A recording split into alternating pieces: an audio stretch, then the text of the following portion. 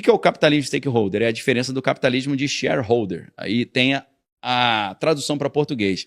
Em vez de falar capitalismo de shareholder e capitalismo de stakeholder, a gente fala de capitalismo de acionista e capitalismo de partes interessadas, né? Então, o que é o capitalismo de acionista? A ideia é a seguinte: o capitalismo é comandado pelas grandes empresas, né, que estão gerando capital, contribuindo com o PIB, que é o Produto Interno Bruto, mas essas empresas são governadas por CEOs e esses CEOs devem responsabilidade única e exclusivamente aos acionistas da empresa. Essa empresa não tem responsabilidade de agir na ciência, na cultura, nas artes, nas finanças, na educação, no melhoramento do trânsito, nem no transporte. Ele só deve responsabilidade a quem é acionista. E esse é o grupo de interesse. O capitalismo stakeholder, que é o capitalismo das partes interessadas, o conceito é que a empresa ela deve prestar também uma responsabilidade para a sociedade. Então, a empresa deve ajudar a sociedade a melhorar a educação, a cultura, as finanças e por aí vai. Só que dessa ideia, a gente tem um outro pensador, que é o Curtis Yarvin, né? Que é conhecido como Mencius Moldbug, né? Que é o pseudônimo dele. Ele já evolui essa ideia. Ele teve aqui no Brasil há pouco tempo, Curtis Yarvin. Teve recentemente. Foi lá no congresso do MBL. No evento do MBL e tal. Então, Curtis Yarvin, ele é uma espécie de mentor dessa galera do Vale do Silício, né?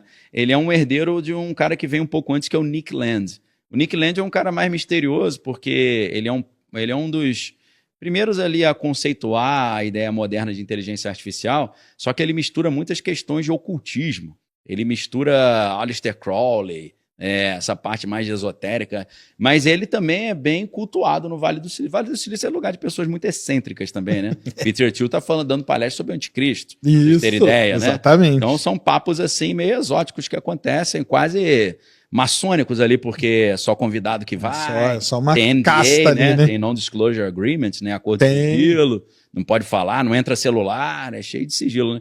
Então, assim, o Curtis Yarvin, ele evolui essa ideia do capitalismo stakeholder, porque ele pensa assim, olha, se as empresas vão ter responsabilidade de cuidar de educação, de tudo que o governo funciona, a gente pode substituir o governo pelas empresas.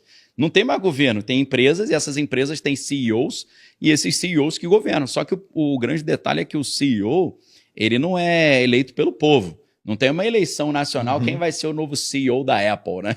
Eles que escolhem, né? Inclusive. Mas eu estou citando o Curtis Yarvin porque ele partindo dessa ideia de capitalismo stakeholder, de que as empresas privadas têm que fazer serviço público, ele já falou, já troca logo os governos pelas empresas. Então, claro. Só que aí o povo não participa mais da escolha de quem vai ser o presidente ou o CEO da nação. Vai ser um board ali, né? Aí o Curtis Yarvin, ele cria o conceito de GovCorp, que é governo-corporação, em que é uma tecnocracia no sentido que os engenheiros e cientistas mais qualificados que escolhem quem vai governar.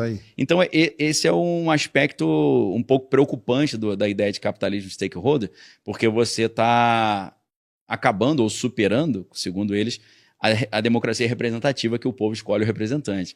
É como se eles falassem assim, o povo é burro, só escolhe gente burra, então deixa que a gente que é inteligente governe, sabe, né? Quem vai escolher. Não é muito diferente do que o Platão já defendia na sua república, né? A república ninguém escolhia ninguém, não. Era uma elite de reis filósofos que governava. Exatamente. Então, do capitalismo stakeholder e da quarta revolução industrial, surge a ideia de grande reset. Que ele fala, eu acho que já vale a pena, então, a gente pegar e resetar um sistema antigo que não está preparado para caminhar junto com inteligência artificial, genética, robótica e nanotecnologia.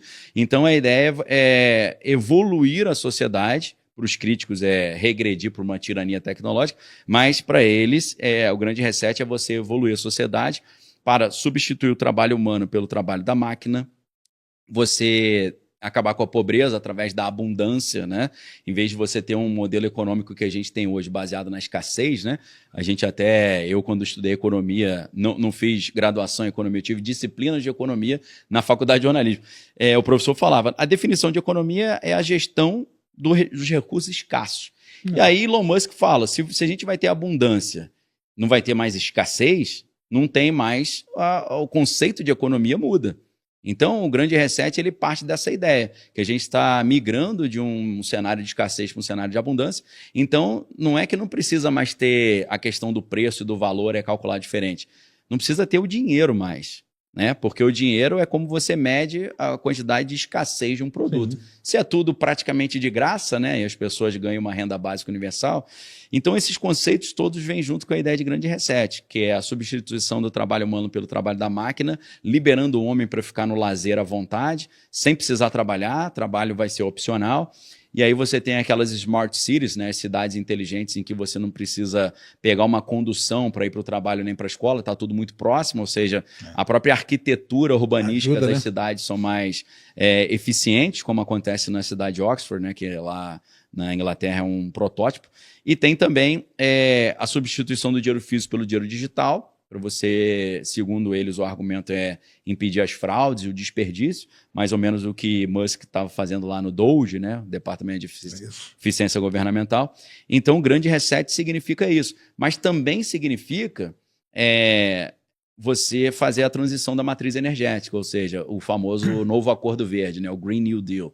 Então, também significa tirar o petróleo de cena e você ter fontes de energias renováveis. Então, parece que essa guerra no Oriente Médio também está acelerando esse processo do grande reset, assim como a pandemia também acelerou. Foi por isso que ele escreveu o livro Covid-19, o Grande Reset, dizendo que ali era uma oportunidade que a gente perdeu, né? Que ele fala, né? De acelerar a digitalização da sociedade. Mas nós perdemos, né?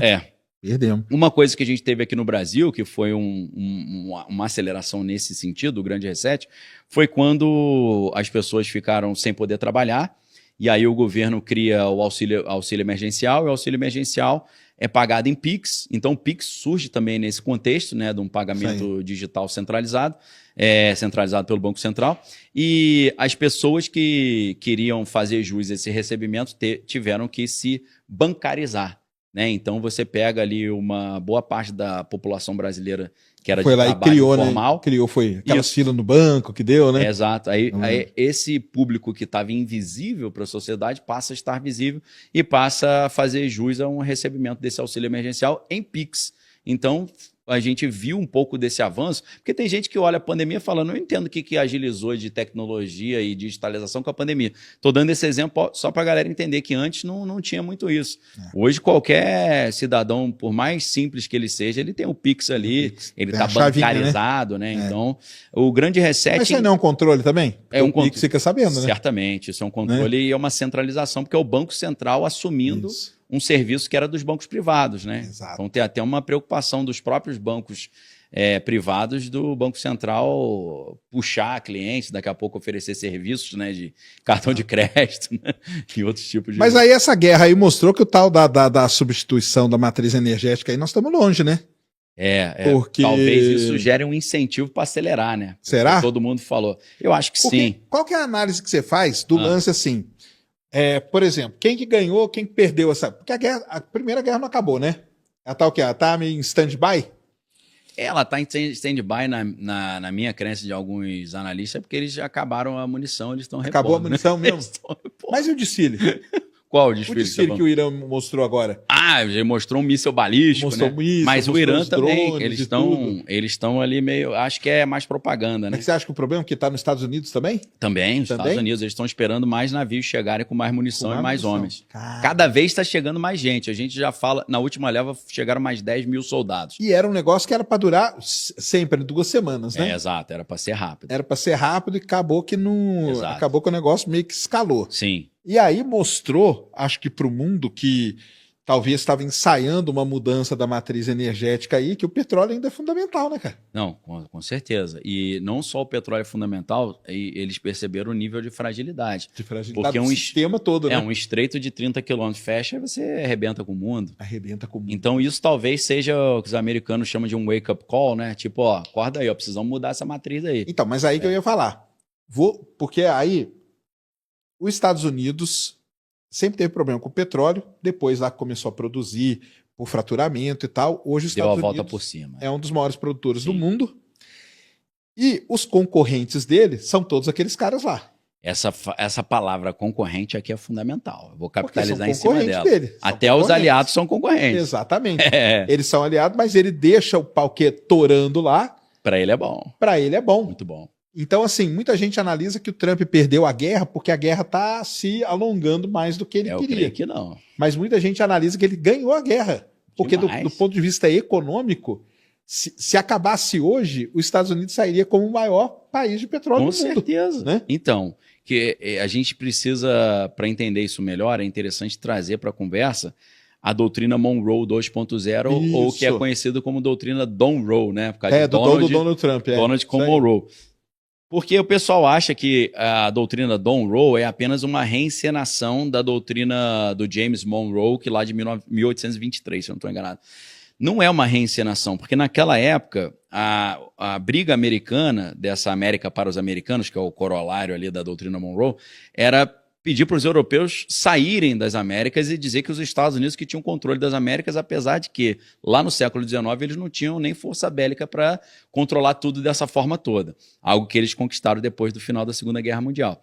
A doutrina hoje Donroe não é europeus saiam daqui, a América é dos Estados Unidos. A ideia agora é a gente vai eliminar todos os nossos concorrentes. Nós seremos os únicos que teremos energia, gás e o hélio líquido para vender para o mundo inteiro, e o diesel, a gasolina.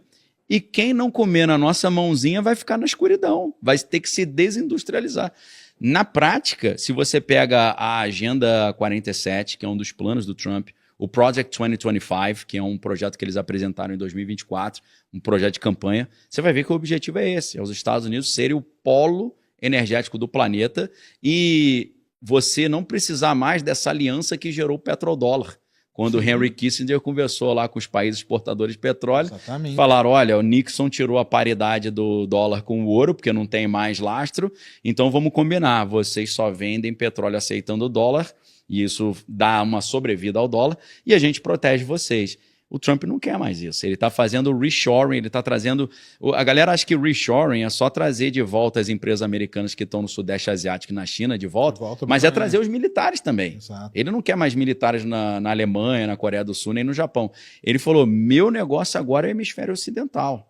Ele está preocupado da Groenlândia ao Polo Sul, a Terra do Fogo na Argentina. E ele vai lá, taca fogo no negócio. Nos concorrentes. E aí ninguém vai atacar os Estados Unidos, porque está longe pra caramba. Do outro lado do negócio, o cara faz retaliação como?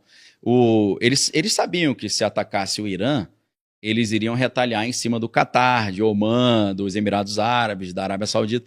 São os concorrentes dos Estados Unidos, apesar deles serem amigos, aliançados. Exato, mas economicamente são concorrentes. Poxa, o Catar era o maior produtor de gás natural do mundo. Cara. Eles destruíram lá, vai demorar 5 anos para consertar aquilo. Não, e nessa brincadeira toda, ainda o Emirados Árabes saiu da OPEP. Eu não sei se a galera está sabendo, agora, né? Essa semana o Emirados Árabes saiu da OPEP. Você vê que o Armínio Fraga, ele foi publicado numa entrevista no Valor Econômico, agora dia 27, ele falou, a ordem mundial acabou. Não adianta querer tapar o sol com a peneira.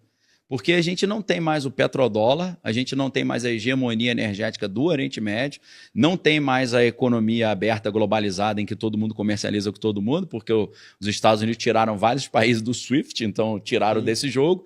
Então aquela ordem mundial, pós-Segunda Guerra Mundial, que começa com o acordo de Bretton Woods e depois com Bretton Woods II, que é esse petrodólar, isso aí acabou. Acabou. O Trump está trazendo uma ordem mundial nova. É a nova ordem mundial mesmo, é ele tomando conta, né, cara? Exato. Porque é isso, né? Os caras eles não conseguem atacar militarmente, foram atacar refinaria, né? Dos aliados dos Estados Unidos. Os Estados Unidos foi obrigado, tirou mais um concorrente. Exatamente, pensando que os Estados Unidos ia achar ruim. Está achando ótimo, porque estrategicamente, antes de começar essa empreitada contra o Irã, o Trump assumiu o controle do petróleo venezuelano, que é a maior reserva do mundo. Ele foi... Então, assim, né? Foi tudo feito na malícia.